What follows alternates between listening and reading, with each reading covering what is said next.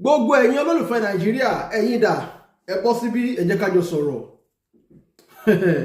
Gbogbo olólùfẹ́ wọn Nàìjíríà, ẹ̀yin tẹ́ ẹ sọ pé Nàìjíríà ni ogún ní yín, Ọlọ́run ló so wá pọ̀, Ọlọ́run rí wa kó tó dá wá pọ̀, Ọlọ́run ló dá Nàìjíríà.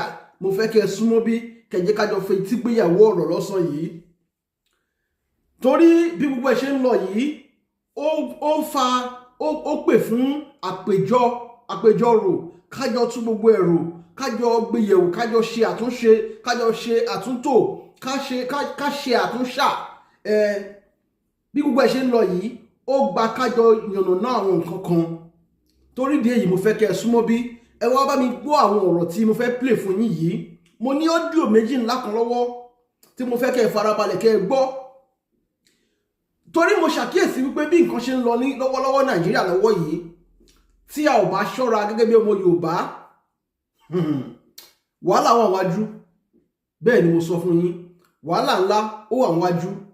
Bẹ́ẹ̀ ni wàhálà tí mo ń sọ yìí, ọ̀pọ̀lọpọ̀ yín ti ń rí already, ṣùgbọ́n eléyìí tó tún máa ju báyìí lọ, eléyìí tó tún le ju báyìí lọ ló wà wájú if tá a bá ṣe nǹkan kan.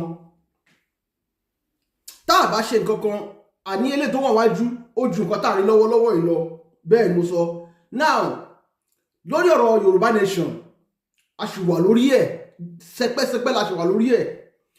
Ṣùgbọ́n mo ṣàkíyèsí wípé ọ̀pọ̀lọpọ̀ èèyàn, ẹ jọ̀ọ́ gbogbo ẹ tẹ́ bá rí fídíò yìí, ẹ bá mi pín fídíò yìí, ẹ bá mi pín kó dọ́dọ̀ gbogbo ọkùnrin àtobìnrin. Yálà wọ́n nígbàgbọ́ ní Yorùbá nation ni àbí wọ́n nígbàgbọ́ ní Yorùbá nation tẹ́lẹ̀, mo fẹ́ kẹ́ pín fídíò kó dọ́dọ̀ wọn.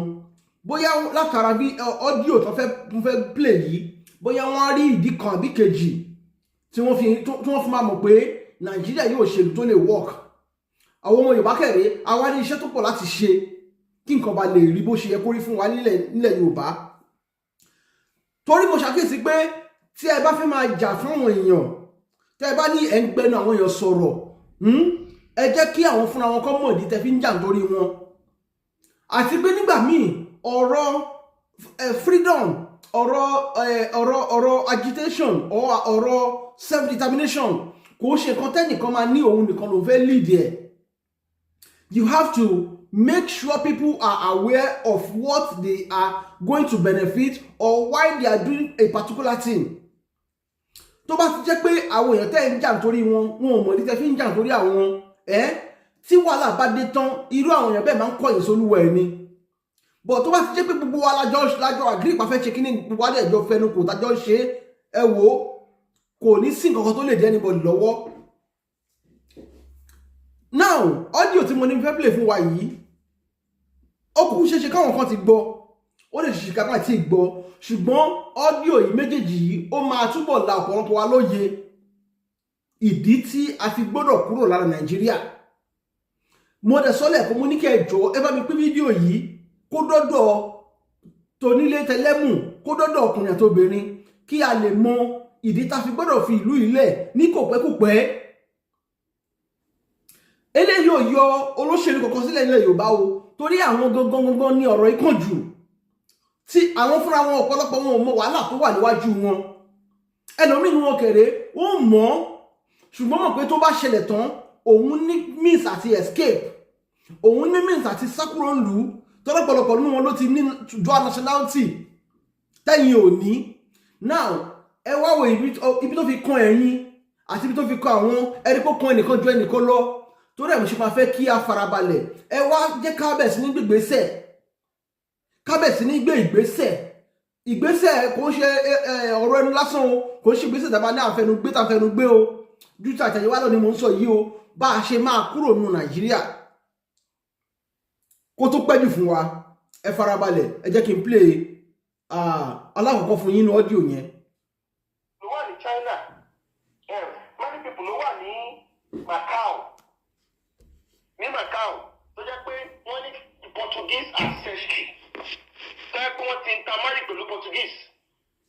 Torí àìsí àlùbí ọdún pé Ìlọrin gbàdágbà Yorùbá nation, kó mọ bá Fúlàní, no, it's our land. Kò sí tó kàn wá, ìwọ́n tó bá ti lọ fẹ́fẹ́ kúfẹ̀ sí tó ti lọ mix genetics yẹn papọ̀ kó kàn wá. Ilẹ̀ wa nìyẹn. Because that land is your sustenance. Mọ ìtàn bàbá ńlá yín àṣírí tó ti ṣe pẹ̀lú àwọn tó nílẹ̀ ẹ̀bẹ̀. Tẹ́ ẹ bá fi lè lù sí ẹ lè má jẹ èèyàn mọ́. Ó tán. That is how powerful a land is. Bẹ́ẹ̀ni. Ṣé tẹ́ bá ti rí àwọn tó bá ti sọ ilẹ̀ wọn nù òṣì máa ń ta wọ́n kú ni. Wọ́n ní ọpọlọ tó ní gbogbo òṣì máa ń ta wọ́n ni. If you don't have land, you don't have power. Once you cannot control your land, you become powerless, you become destitute, you become poor, you become useless. Mark the example, two countries, two good countries. In Africa, mark the example for you. Okay. I'm talking about Namibia and South Africa. South Africa, 70% of the land in South Africa belongs, 80% of land belongs to the white settlers. Gbogbo bá dé sọ ẹ̀ báwọn European ṣe ń lọ káàkiri. Bàbá àwọn aráàlú ní pọ́ńtì báwọn aráàlú ti gba North Africa, wọ́n á gbà ìsàlẹ̀ wọlé. Pé gbọ́dọ̀ gbé bíbá ẹ̀kọ́ sára àfún bẹ́ẹ̀. Tọ́lá àwọn náà ní military power. Ìyìnbó dẹ̀ làwọn náà sọ àwọn ò rí wọn bí anything inferior. Wọ́n dẹ̀ bẹ̀rẹ̀ ogun yìí. Wọ́n bẹ̀rẹ̀ sí wipe out. Tẹ́ ẹ bá mọ iye ẹ̀yà báwọn òyìnbó wipe out. Ní South Africa tó gba ilẹ̀ yẹn. They were making all sorts of false legislations. They were making all sorts of laws. And they were using guns, power and violence láti gba ilẹ̀. Wọ́n dẹ̀ gba ilẹ̀ yẹn. Wọ́n dẹ̀ control ẹ̀. They be a country to get 50 million people or 60 million people ló wà ní South Africa.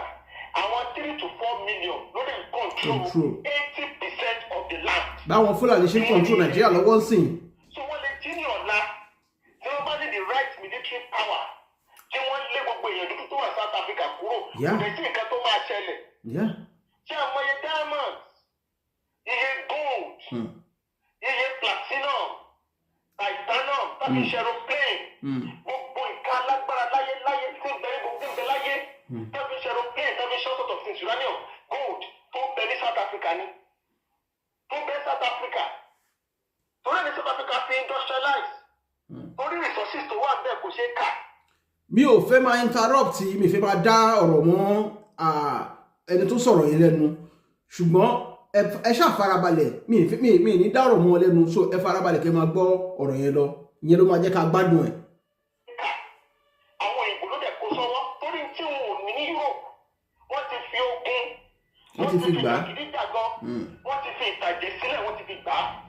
Ìbàdàn dẹ̀ pa àwọn èèyàn for close to 500 years. Àwọn tó pa àwọn èèyàn ní fún 500 years táwọn láti dá olè yẹn tán. Ṣẹ̀ṣẹ̀ wá mékì lọ. Ẹ ṣáàjà kọ́ mi ẹ̀. Ẹ jẹ́ kí let there be human rights. Ẹ tó bá fi ṣerú, wọ́n ti fi ṣerú. Ẹ tó fẹ́ palẹ́kún, wọ́n ti fi palẹ́kún. Ẹ tó fẹ́ ṣe léṣe, wọ́n ti ṣe léṣe. Ẹ tó fẹ́ ba tiẹ̀ jẹ́, wọ́n ti ba tiẹ̀ jẹ́. Wọ́n tó mọ sọ̀rọ̀ human rights. Ṣé ó ti yé yìí? Ṣé ẹ bá tó wá sí Nàmíbíà? Ẹ̀yà méjì ni wọ́n pa ní Nàmíbíà láti dá ilẹ̀ wọn. Àwọn German descendants òyìnbó náà ni wọ́n lọ ṣiṣẹ́ yẹn ní Nàmíbíà. Wọ́n pè wọ́n ní Nama àti Ẹ̀rẹ́rò. In fact, tẹ́ ẹ bá gbogbo bíi tí àwọn àjòjì tó ti lé àwọn èèyàn kúrò lórí ilẹ̀ wọn. Nǹkan méjì ló mọ́ sábà ṣẹlẹ̀ ńbẹ̀. One, àwọn àjòjì yẹn ló máa ń kọ́ àwọn ọmọ tó nílẹ̀ ní máa ń kọ́ àwọn àjòjì pé o, ibi o, èèwọ̀ ni ẹ má gbàbẹ̀ o. Tẹ́ ẹ bá ti dọ́dọ̀ wa, omi tẹ́ ẹ̀ mú rèé o. Oúnjẹ tẹ́ ń jẹrù. They used to teach the settlers how to survive in their indigenous land. Sáré tẹ́ bá ti sáré mo ẹ́ ti statement gbé. Yorùbá people are very accommodating. Set up lọ́rọ̀ yẹn. Tẹ́ bá ti ń rí àjòjì tó ń sọ bẹ́ẹ̀ fún yín. Set up ni. Wọ́n kó igbó sí wa lápò ní o. Wọ́n fi òkú sí wa ní ọrùn báyìí. Wọ́n mú wa lọ bí ẹran orí ìṣó. Tí wọ́n ti sọ ọbẹ̀. Tí wọ́n ti sọ sí wa lọ́rùn ni. We have to understand. Pé kárí yín bí onídàgídàgà orí mi ò gba nọ́ọ̀sẹ̀nsì orí ilẹ̀ wọn ẹ̀ lè wọ́ bẹ́ẹ̀ ó bẹ́ẹ̀ torí ẹ̀ ní ìsìn tí ẹ bá pè mí tribalist ní lọ ṣe aṣọ gan láìpẹ́ ní nǹkan sí lẹ́yìn àmì tribalist tó bá ti sọ́tọ̀ wọ bó lọ kò sí tó kàn mí. Ẹgbẹ́ máa bá tiẹ̀ jẹ́ lẹ́yìn wá. We need to wọ́n ní pátápátá náà fọ́jú. Kùmọ̀kùmọ̀ là dẹ́tẹ̀. Ẹ mọ̀ yẹ ká fìtì jù kárùn-ún. Ojú àfọ̀fọ̀ tán ìjà ló àwọn dálẹ̀. South Africans sọ àwọn dúdú Zulu wọ́n fìtì jù kárùn-ún tí wọ́n ti bàjẹ́. Ẹ lọ sọ́dọ̀ kàṣí. It has to be poorest, most poorest Under political independence without economic independence. No, independence. Same thing in Namibia. They control nothing. Absolutely nothing. Come on, the carry could say that. No, Fulani want control Boko. Timbela Kure, Timbelondo. If Fulani want control Timbelona, Timbela Kara. If Fulani want control Kotoalofa. If Fulani want to buy what the bag. It's true. And that's what they are working towards. And they are doing the same thing for Nigeria. Yeah. That's the explain for you.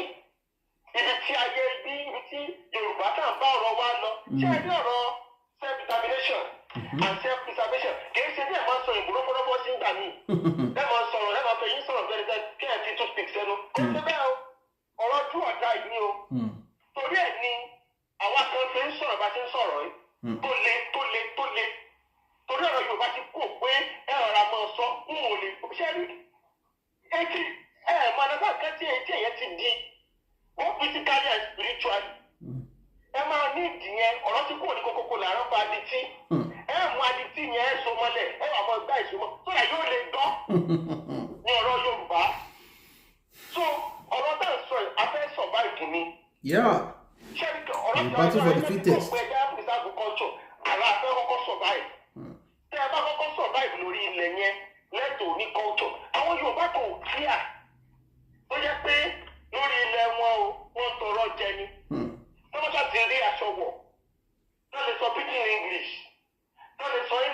I can speak English very well, but I cannot write it.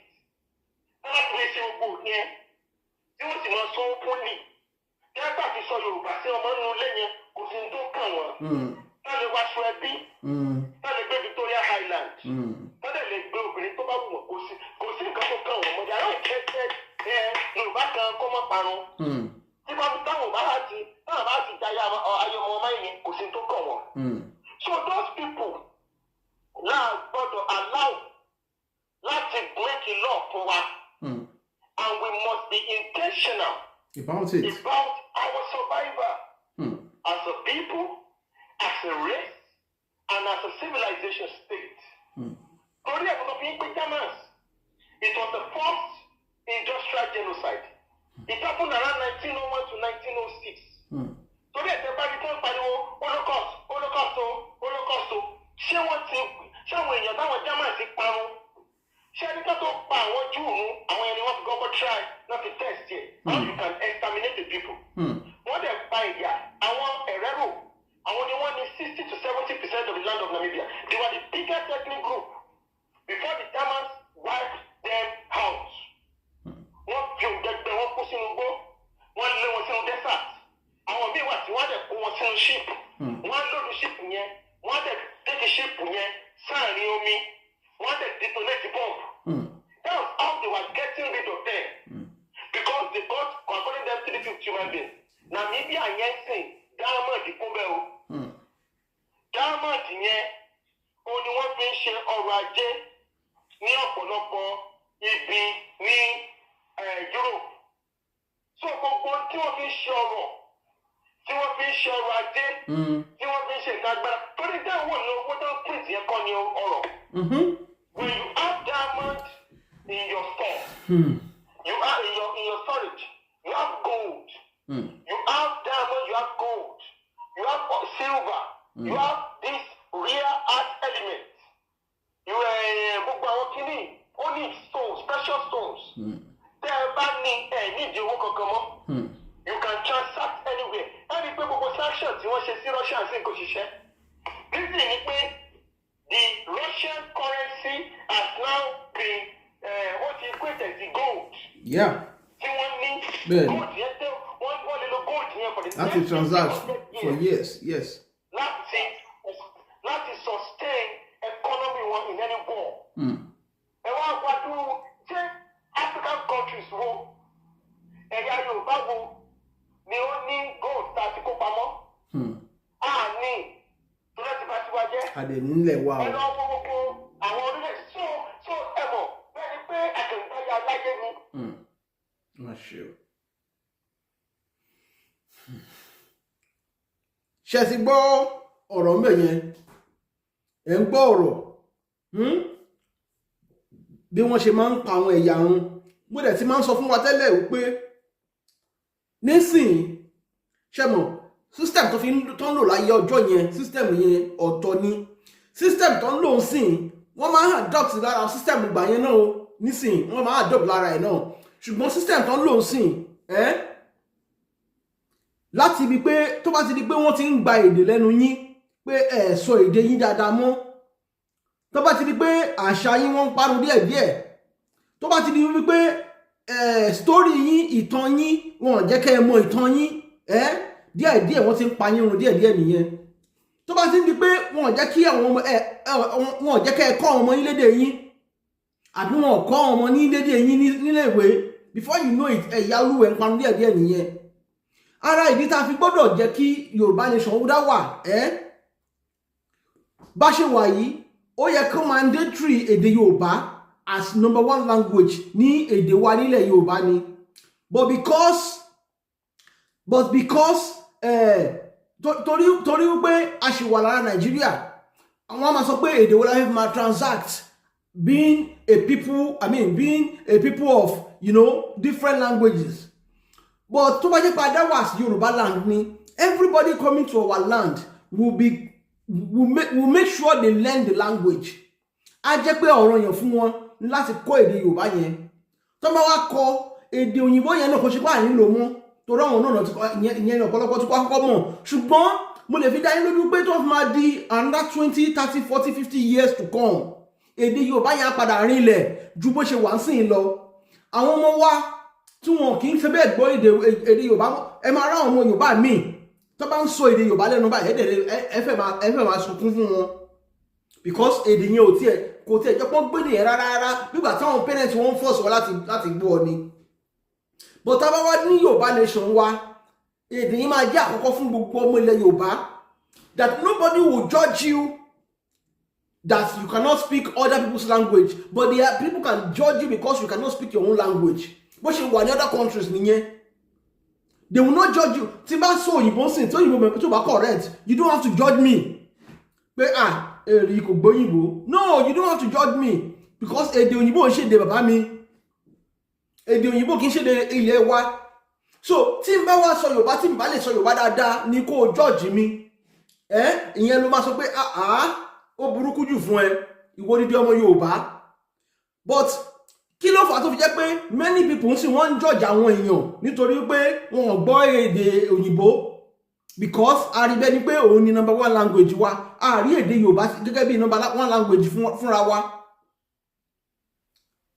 So tá a bá fẹ́ kí ìran Yorùbá kọ́ parun, lákòókò ń sìn gbogbo òbí tó bá ń gbọ́ fídíò yìí, gbogbo ẹ̀yin òbí tẹ́ bá ń gbọ́ fídíò yìí tẹ́ wọ́n fídíò yìí, ẹ jẹ́ kó jẹ́ ọ̀rọ̀ èèyàn fún yín láti máa kọ́ wọn ọmọ yín ní èdè Yorùbá, kó máa sọ nílé dáadáa. Wọ́n ṣe pé ọmọ yín máa lọ sí skul wọn lọ máa sọ èdè òyìnbó, tó bá tún délé náà èdè òyìnbó yẹn náà tó máa bá wọn sọ. Tẹ́ ẹ bá ti ń ṣe bẹ́ẹ̀, tẹ́ ẹ bá ti ń jẹ́ kó ọmọ yín máa sọ èdè òyìnbó nílé kó máa sọ ní skul, ẹ sọ fún wọn pé kó má wulẹ̀ gbọ́ èdè Yorùbá rárá nìyẹn. Tó bá ti wá gbọ́ èdè Yorùbá tí gbogbo ọmọ ilẹ̀ Yorùbá tó wà nílẹ̀ Yorùbá tí ó bá ti lè gbọ́ èdè Yorùbá dáadáa, tó bá fi máa di bí 20 ọdún 30 ọdún 50 ọdún, because àwọn ọmọ yẹn èdè tó bá gbọ́ wọn lè fi kọ́ wọn ọmọ tiwọn. That is the secret. Tó bá ń gbọ́ tẹ́ ẹ bá ń sọ tó bá ń gbọ́ tó yẹ pé ó yé wọn, ṣùgbọ́n tó bá lè sọ jáde nǹkan kan náà ló sì já sí, because táwọn ò bá ti lè máa sọ ń sìn táwọn náà bá fi máa dàgbà àti bá sọ àṣòro fún wọn, àti sọ ó máa ṣòro fún wọn. Tẹ́ bá lọ máa bá rú àwọn bíi Davido ń sìn, àwọn Burna Boy and the rest of them, people like that, tẹ́ bá máa gbọ́ èdè Yorùbá inú wọn, ẹ lè fi wé èdè ọmọ Yorùbá tó yẹ pé wọ́n ń kọ́ ní Yorùbá lójoojúmọ́ nílé àbí tó ń sọ Yorùbá sí nílé lójoojúmọ́. Now irú àwọn èèyàn báyẹn tó bá ti lè kọ́ tí tẹ́ bá ti jẹ́ kó gbọ́ èdè Yorùbá, àwọn náà tó bá bẹ̀rẹ̀ sí ní bímọ kò sí bá ṣe fẹ́ kọ́ ọmọ wọn, wọ́n lè gbọ́ èdè yẹn tẹ́ bá sọ létí wọn, ṣùgbọ́n tó bá ti lè sọ táwọn ò sì bá ti lè mọ bó ṣe ń sọ, ó máa difficult láti fi kọ́ ọmọ wọn. Tó bá ti wá kọ́ ọmọ wọn ní èdè yẹn, ṣé èdè Yorùbá máa parun díẹ̀díẹ̀? Ṣé ìran Yorùbá máa parun díẹ̀díẹ̀? Àṣà wa rèé, wọn Nigerian government, Nigerian system ti wà against àṣà wa already. Wọn fẹ́ ká practice àṣà wa mọ́. Many of our traditions, many of our customs, ni wọ́n ti ń parun díẹ̀díẹ̀. Telling us that those customs, they are evil, they are fetish, they are this, they are that. ẹ jẹ́ kí n gbé yín lọ sí ibi ọdún kejì kí n má gbà yín lákòókò ó yá. ta ló lọ tọwọ́ bọ constitution tó dá gbogbo nǹkan táwọn bàbá Awólọ́wọ̀ ṣe síbẹ̀ ṣe báwọn pípọ̀ yìí náà ni don't you know they have plans. sorry ẹ jẹ́ á bẹ̀rẹ̀ láti bẹ̀rẹ̀. ó dà pé ṣe rí bí mo ṣe sọ yẹn a need láti máa educate àwọn èèyàn nísìn because it's like education yẹn gangan ló miss. Ní gbogbo ìlú láyé yìí mi ò rí ìlú tí wọn kì í ṣe history Nàìjíríà nìkan náà cancel history kúrò nínú education curriculum wa pé no history. Why did they cancel history in your curriculum? Ṣé ní youth go there ti dìde lọ́jọ́ kan pé why was this history cancelled? Because of this evil act they are hiding. In October 12, 1960, this not Agba independence, this same Ahmadu Bello Yii, go and read what he said about Nigeria. How many youth even knows that they will turn these northerners to their willing tools? Go to the north now and tell them Hausa to one Benson. Are they not their willing tools now? Are they not their willing tools? And it's there that they will ruthlessly prevent change of power. Awolowo fẹ́ débẹ̀, wọ́n pa bàbá yẹn wọ́n jẹ́ kó débẹ̀ ni. Abiola fẹ́ débẹ̀, wọ́n pa bàbá yẹn wọ́n jẹ́ kó débẹ̀. Because they are ruthlessly preventing change of power. Everything tó ń sọ tí Ahmadu Bello ti sọ látọ̀dọ̀ yìí, òun náà ń ṣe nísìn.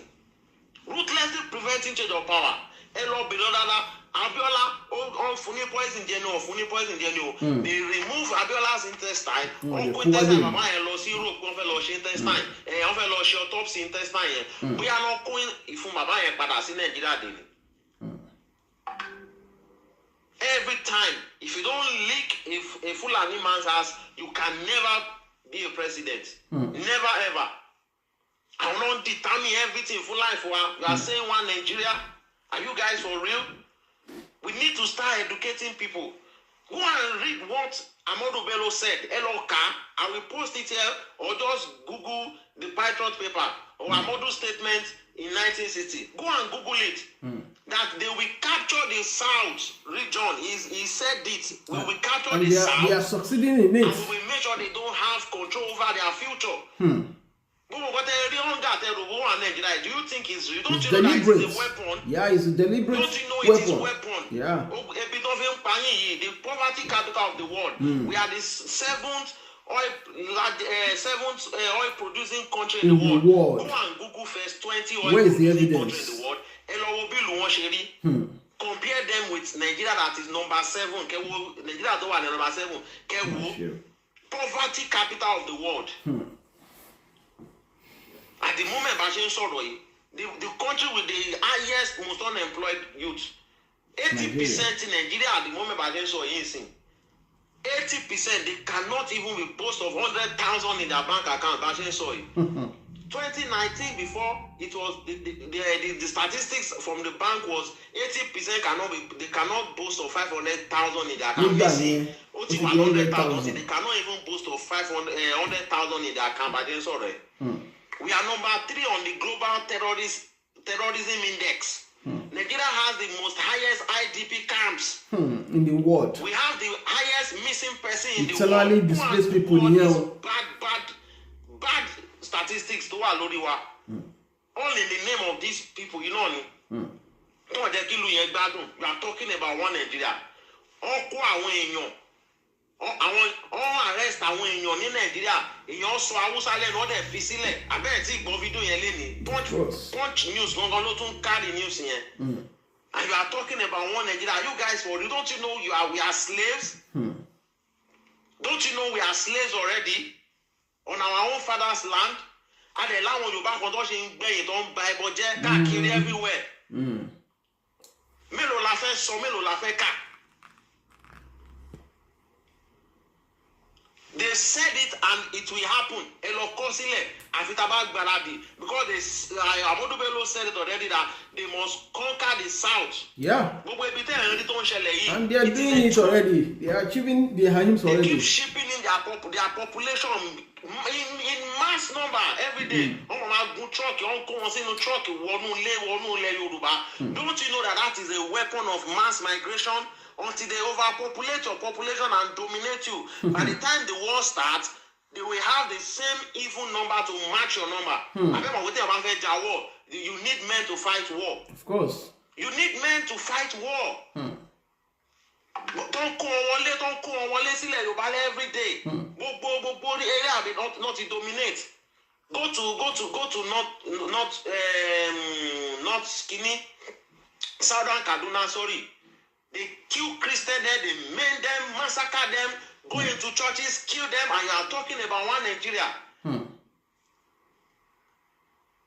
Awusa Fulani ni kole marila yi degbe wọ́n máa gbé obìnrin wọ́n dé bàǹtẹ́ wọ́n so ìfúnpá mọ́wọ́ bí ibo wọn ṣe lágídí tó gan they will never do that. Ìgbọ́dọ̀ bá rí ordinary ìdílé ọmọ Yorùbá wọ́n máa halẹ̀ ní. Hausa Fulani Hausa la mọ̀ wọ́n hijack gbogbo ẹ̀ wọ́n sọ da Hausa Fulani look at Borno today. Tó bá tó yá ẹ̀ máa tó máa rí Yorùbá Fulani Igbo Fulani.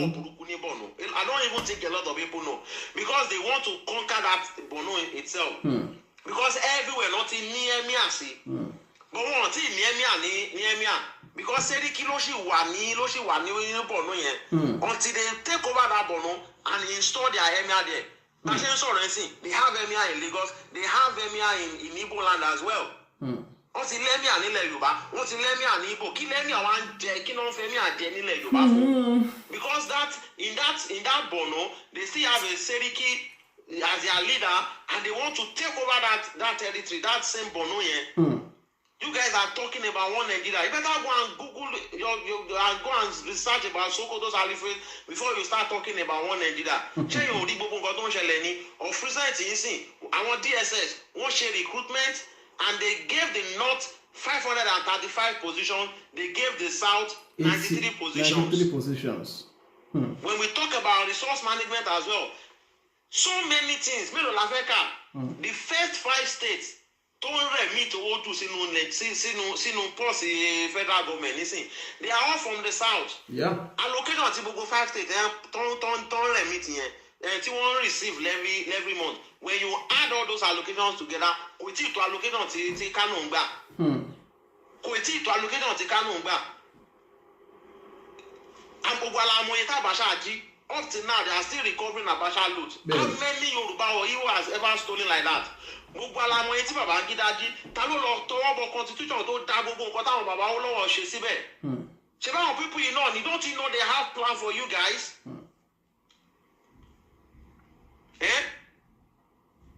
No, we need to start educating people. This is not a joke. We are sitting on a serious tribal time bomb if you guys don't understand. They messed everything up. Look at Dazuki Mbeyensin. The guy embezzled like almost half of Nigerian treasury. Where is he today now? He's enjoying in his villa. While so many soldiers have been killed, buried in shallow graves. They will come here and be presenting these people to you as innocent. As àwọn Hausa ló dá, àwọn Yorùbá, àwọn Igbo dá, àwọn Yahoo, àwọn Lamba, Nigeria. You guys are fools. You are all fools if you don't know. All fools. Look at EFCC as well. This Magu is Yoruba. Look at how much they are looting in our own presence here. In billions. Even our own food, we cannot even supply our own food. That is very dangerous. Very, very dangerous. Just the same to don't that is exactly yeah, it's true. Just repeat yourself. When they stop supplying us food, that's the problem. You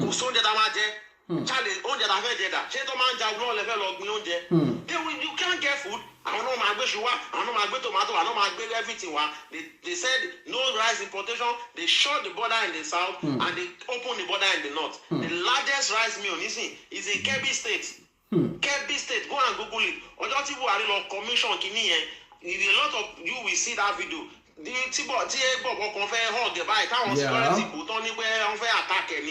was Kebbi State. Look, go and check that video. You will see the thousands and thousands of rice of bag that was mounted there. I will not supply we can't supply our own food. We are talking about one Nigeria. They've dominated everywhere. Keep fooling yourselves. Keep fooling yourselves. Ó máa ṣẹlẹ̀, ojú wa ló máa ṣe. Ó máa ṣẹlẹ̀ now. We need to start educating people. We need to start educating ourselves seriously. And when I say seriously, ordinary Àmọ̀tẹ́kùn, it is even in our constitution that self-defense is allowed. Carlos Àmọ̀tẹ́kùn, they are still saying no. Oh, and they have JTF, they have all Ijafara and everything in the north, but they will not allow Àmọ̀tẹ́kùn in the south. Please, let's get sense. Let's get sense. Ẹ ṣé gan. So, ṣé ti gbọ́ gbogbo tí mo ta mú wá fún yín. Eléyìí tí wọ́n sọ gbẹ̀yìn yẹn wípé wọ́n ní Ijafara police ní ilẹ̀ Haúsá, wọ́n ní JTF and the rest of them. Àwa Àmọ̀tẹ́kùn tá a ní wọn gbà kan lòbọn, wọ́n dẹ̀ ń gbébọn fáwọn tọ̀hún yẹn. Kí ló fà á ni wípé àwọn tó jẹ́ leader wa ilẹ̀ Yorùbá, àwọn gbogbo ni problem. Àwọn gbogbo ni problem.